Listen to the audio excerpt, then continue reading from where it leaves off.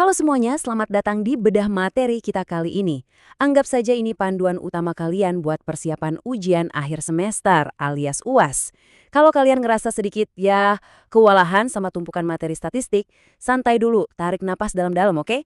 Hari ini kita bakal mengubah semua kerumitan itu jadi satu toolkit belajar yang terstruktur, komprehensif, dan pastinya gampang banget dipahami. Tujuannya cuma satu, kalian masuk ke ruang ujian nanti dengan rasa pede yang maksimal. Yuk kita mulai. Nah, langsung aja kita lihat peta jalan kita untuk menaklukkan ujian nanti.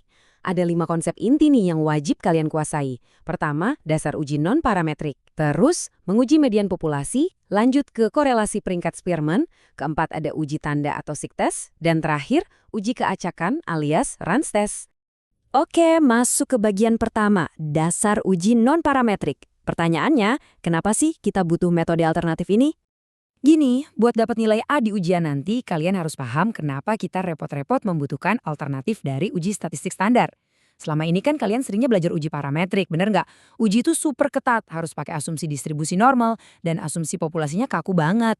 Nah, disinilah uji non-parametrik datang sebagai penyelangat. Uji ini tuh bebas distribusi, asumsinya jauh lebih sedikit dan fleksibel, dan ini kuncinya ya, sangat ideal kalau ukuran sampel data kalian itu kecil, atau kalau datanya nggak terdistribusi normal. Jadi ini benar-benar pahlawan buat data yang bandel. Tapi ya, namanya metode pasti ada plus minusnya. Kelebihannya jelas, asumsinya minim, gampang dipahami, dan bisa banget dipakai buat data skala nominal atau ordinal. Tapi, perhatiin baik-baik daftar kekurangannya ini, terutama poin yang terakhir. Kalau kalian nekat pakai uji non-parametrik pada data yang sebenarnya bisa diuji pakai parametrik, kalian bakal buang-buang informasi. Iya, pemborosan informasi. Dan uji kalian jadi kurang kuat atau rentan kena error tipe 2. Ini tuh jebakan soal klasik banget di UAS, jadi awas, jangan sampai terkecoh ya. Siapin catatan kalian sekarang karena ini ibarat lembar contekan resmi buat ujian. Di sini kita memetakan setiap uji parametrik yang kaku itu ke alternatif non-parametriknya yang lebih fleksibel. Uji T untuk rata-rata, gantinya uji Wilcoxon. Terus, uji F atau ANOVA yang sering banget dipakai buat 3 populasi atau lebih, alternatifnya adalah uji Kruskal-Wallis. Percaya deh, ngafalin pasangan-pasangan ini bakal bener-bener nyelamatin waktu kalian saat ujian nanti. Lanjut ke bagian 2, menguji median populasi. Mulai sekarang, kita geser fokusnya ke nilai tengah. Nah, pergeseran pola pikir paling besar di topik ini adalah kita stop mikirin rata-rata dan mulai sepenuhnya fokus pada median. Waktu kita menguji median populasi, kita pakai yang namanya statistik uji T. T itu apa? T adalah jumlah dari peringkat selisih positif terhadap median yang kita hipotesiskan. Ingat lagi konsep dasarnya ya, di uji non-parametrik kita peduli sama peringkat dari observasi, bukan besaran angkanya itu sendiri. Oke, pegang pulpen kalian karena ini adalah 3 langkah krusial cara ngitung statistik uji T. Langkah pertama, cari selisih antara tiap data kalian dengan median yang dihipotesiskan. Terus, langkah kedua, ambil nilai absolut dari selisih tadi dan langsung buang aja data yang selisihnya 0. Nggak dipakai. Terakhir, langkah ketiga, kalian urutin deh nilai absolut tersebut dari yang paling kecil sampai yang paling besar buat nentuin peringkatnya. Kalau ada angka yang sama atau seri, gampang, ambil aja nilai rata-rata dari peringkat yang seri itu. Sangat sistematis kan? Masih bahas soal median nih. Gimana kalau ternyata kelompok populasinya lebih dari 2, 3, atau 4 misalnya? Nah, uji Kruskal-Wallis ini yang bakal turun tangan. Coba jadikan ini jangkar ingatan kalian. Kruskal-Wallis adalah alternatif non-parametrik untuk ANOVA satu arah. Fungsinya khusus buat menguji kesetaraan 3 atau lebih median populasi. Jadi kalau nanti di soal ujian ditanya soal 3 kelompok data yang distribusinya nggak normal, jawaban instan kalian pastinya Kruskal-Wallis. Kita masuk ke bagian ketiga sekarang, korelasi peringkat Spearman. Yuk kita lihat gimana cara mengukur hubungannya. Yang bikin materi ini benar-benar menarik adalah pertanyaannya, gimana coba kita ngukur hubungan antar variabel kalau datanya itu acak-acakan dan nggak beraturan? Coba kita pakai studi kasus dunia nyata. Di sini ada data dari seorang penasihat keuangan namanya Jacqueline Brennan.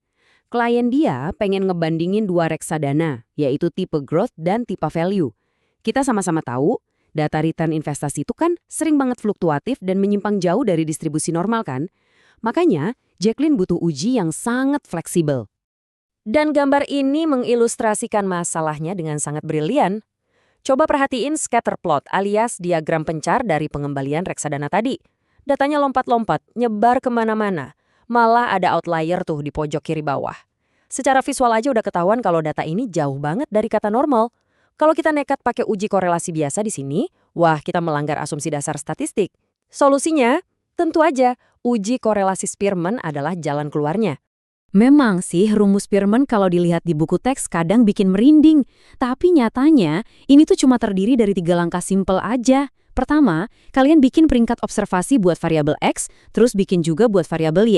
Urutin dari yang terkecil sampai terbesar. Kedua, hitung selisihnya, atau biasa kita sebut D, antara peringkat X dan Y buat setiap pasangannya.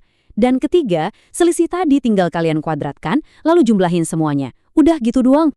Biar lebih kebayang, yuk kita aplikasikan langsung langkah tadi ke tabel perhitungan ini. Perhatiin kolom keempat dan kelima ya.